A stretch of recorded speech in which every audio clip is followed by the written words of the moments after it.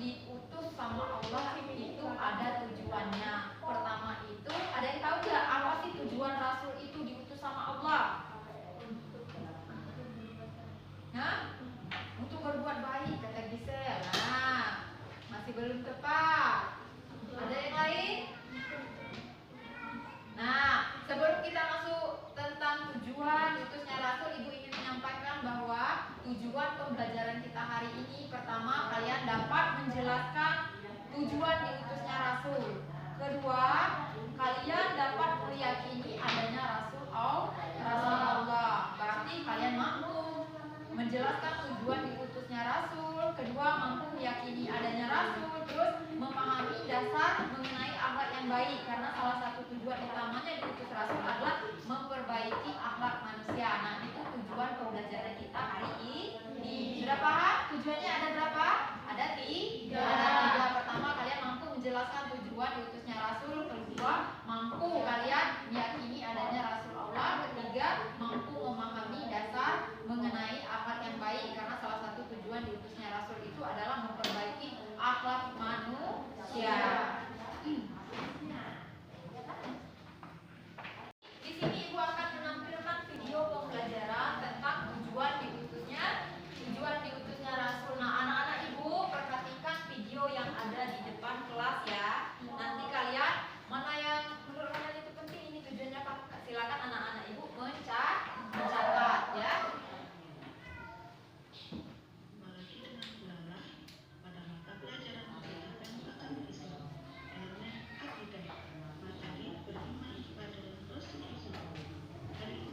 Nampak ya dari belakang ya? Nampak ya?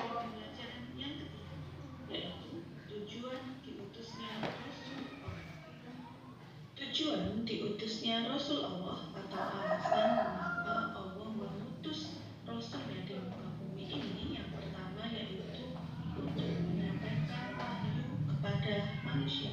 Rasul diutus untuk menyampaikan pesan agar manusia selalu menyembah Allah tanpa syarat dan tanpa menyekutukannya. Tujuan yang kedua yaitu untuk menyampaikan pesan kepada manusia berupa kabar gembira dan kabar buruk. Kabar gembira bagi siapapun yang beriman dan beramal saleh, dan kabar buruk berupa peringatan akan menghindarkan diri dari amal buruk. Tujuan yang ketiga yaitu menyempurnakan akhlak manusia. Rasulullah SAW bersabda, sesungguhnya aku diutus untuk menyempurnakan akhlak manusia. Berarti ada berapa tujuannya tadi? Ada tiga tadi. Ada tiga ya tujuannya.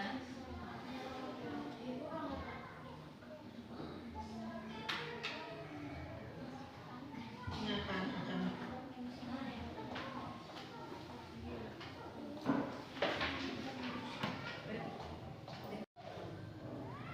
Nah, setelah selesai kalian melihat video pembelajaran ini, sudah selesai? Sudah. Sudah dipahami? Sudah, Bu. Nah, kita masuk di pembelajaran berdiferensiasi. Nah, pembelajaran berdiferensiasi ini terbagi menjadi tiga kelompok. Satu itu ada visual, ada auditory, sama kinestik.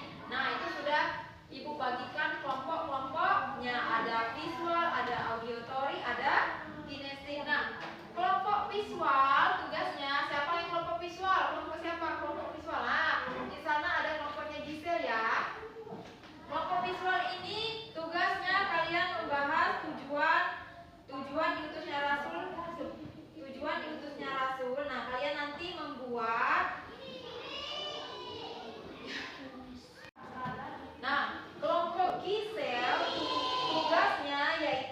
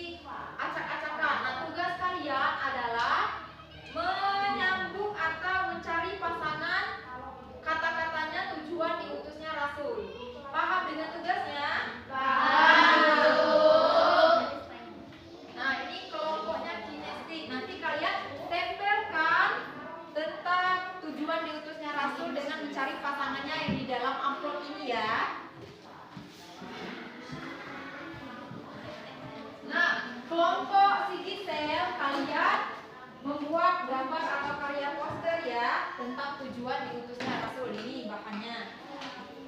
Kelompok resi, kalian membuat sebagus mungkin tentang tujuan diutusnya Rasul. Nah, kalian mengamati video ya.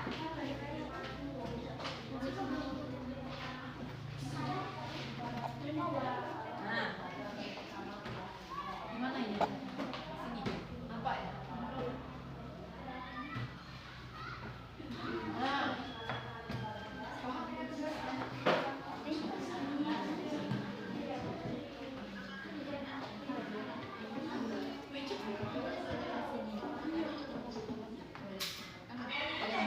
kalian buat dalam bentuk gambar atau poster. Tadi tujuannya sudah paham belum? Sudah. Nah, kalian buat gambar atau poster tujuan diutusnya Rasul. Nah, di sini kalian buat ya.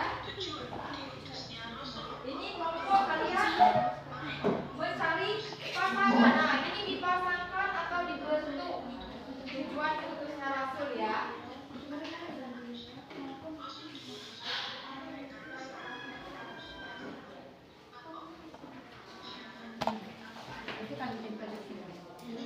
Nah, kalian cari pasangannya. Ini kan belum berpasangan ya, masih acak-acakan. Nah, kalian cari pasangannya, kalian tempelkan pasangannya itu. Nah, itu yang gunting, boleh digunting, nanti boleh dilem ya.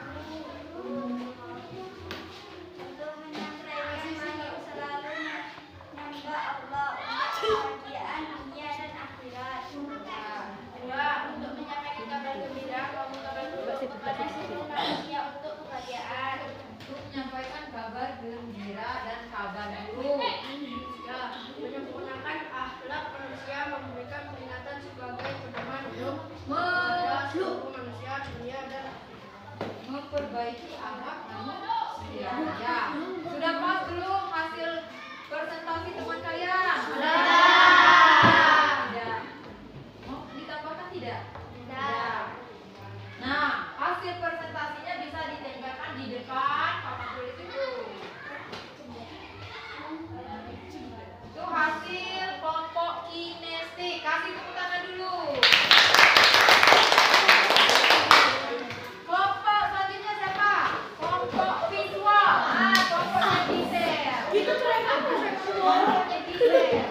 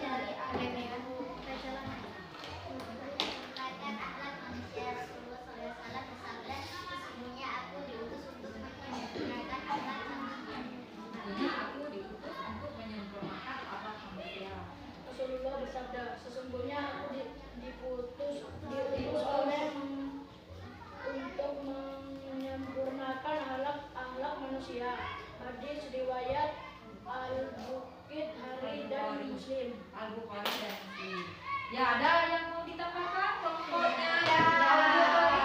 Tidak ada, Mas? Cukup? Cukup. Ya, kasih tepuk tangan untuk kelompoknya.